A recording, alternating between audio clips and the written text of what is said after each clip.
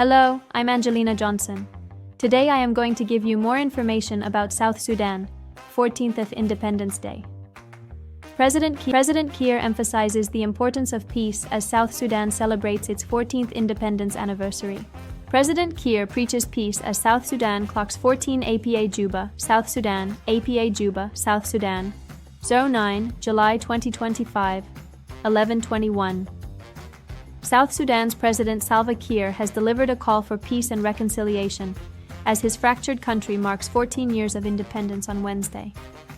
In his independence speech, President Kiir called on his compatriots to bury their political and their differences and reconcile in the interest of building a nation bedeviled by more than a decade of strife. Kiir said embracing its diverse cultures should be the country's strength in its quest for socio-economic development. South Sudan has been mired by conflict since an abortive coup in December 2013, and despite the institution of a unity government, tensions had remained. This culminated in period flare-ups between Kiir's government and supporters of Riek Machar, who is still detained after being accused of orchestrating attacks in oil-rich Upper Nile state in March. Since then, Machar and his wife Angelina Teny have been under house arrest, leading to tension in the capital Juba. The UN had warned the crisis had put the 2018 peace deal in jeopardy and risked conflagration in the region.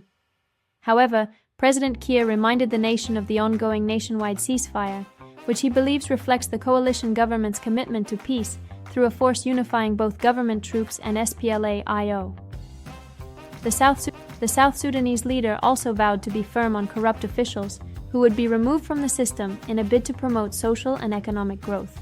He also promised that his government would continue investing in roads and agriculture projects to boost development and improve livelihoods. Thank you so much for watching on Naath Global News, and stay tuned for more updates.